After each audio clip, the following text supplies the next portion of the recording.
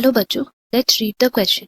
तो इस क्वेश्चन में हमें बोला गया है कि जो ई कोलाई बैक्टीरिया है वो ग्रो हुआ था हैवी नाइट्रोजन मीडियम में फॉर सेवरल जनरेशन एंड उसके बाद फिर उसको ट्रांसफर कर दिया गया था नॉर्मल या फिर लाइट नाइट्रोजन सोर्स में। तो इसमें हमें पूछा गया है कि कितने number of pure heavy DNA molecule बनेंगे after 4 generations on light nitrogen medium. And इसके ऑप्शंस हमें दिए गए हैं, ए में 0, बी में 2, ई 4, डी 8। तो इस क्वेश्चन की अगर हम की कॉन्सेप्ट की बारे बात करें देन यहाँ हमारा की कॉन्सेप्ट हो जाएगा मिसेल्सन एंड टाल एक्सपेरिमेंट।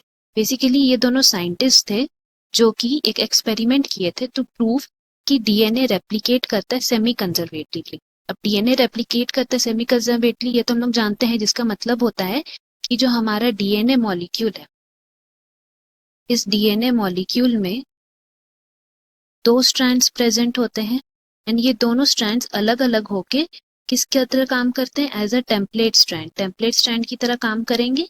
एंड इसमें क्या होगा, फिर इसके जो है कॉम्प्लीमेंट्री स्ट्रैंड्स बनेंगे, जिसके वजह से क्या होगा कि इसमें से अगर मान लेते हैं कि ये हमारा एक पेरेंटियल स्ट्रैंड है एंड ये दूसरा पेरेंटियल स्ट्रैंड है, ये दोनों टेम्पलेट की तरह काम किए जिसमें एक न्यू स्ट्रैंड दोनों के साथ एड अप हो जाएगा।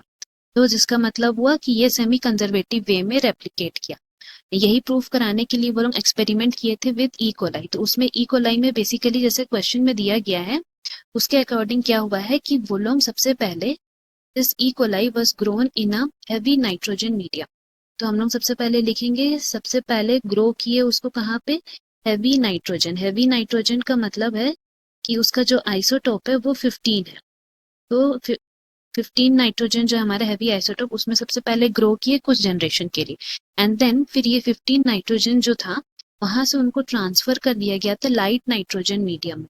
तो जब हम लोग उसको ट्रांसफर की लाइट नाइट्रोजन मीडियम में, उस समय उसका आइसोटोप क्या था, 14N। तो जैसे कि हम लोग जानते हैं कि ई कोलाई जो है वो रेप्लिकेट करता है या फिर हम लोग बोल सकते हैं रिप्रोड्यूस करता है इन एवरी 20 मिनट्स। उसका जो रिप्रोडक्शन साइकिल है वो 20 मिनट्स का।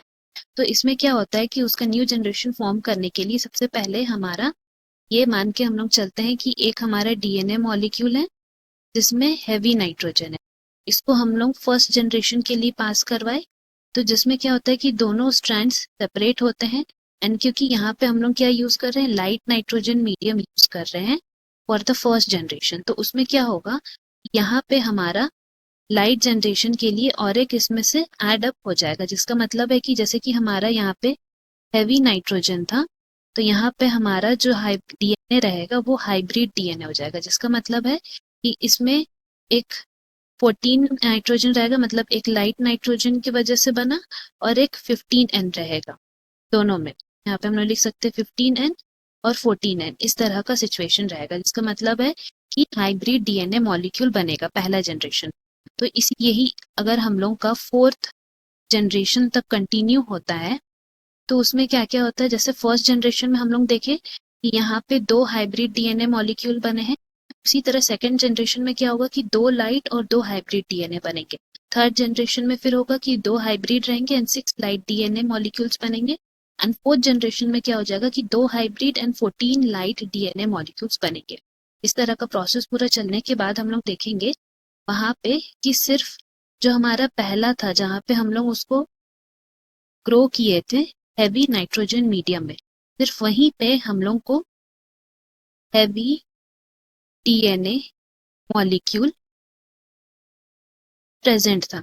लेकिन जैसे ही हम लोग उसको शिफ्ट किए इसमें लाइट नाइट्रोजन मीडियम में, तो वो डीएनए मॉलिक्यूल जो है उनका जो नेचर है वो चेंज हो गया और नेचर चेंज होके किस में बदल गया, हाइब्रिड में और लाइट डीएनए मॉलिक्यूल में। तो जिससे कि हम लोग को ये पता चलता है कि 4th जनरेशन हो या उसके आगे जितने भी जनरेशन हो उसमें किसी में भी हैवी डीएनए मॉलिक्यूल का फॉर्मेशन नहीं होगा, बिकॉज हम लोग उसको किस में ट्रांसफॉर्म किए थे, लाइट या नॉर्मल डीएनए नाइट्रोजन सोर्स में किए थे। दैट इज द रीजन यहाँ हमारा कौन सा आंसर हो जाएगा, option A, that is 0। Hope you have understood. Best of luck, thank you.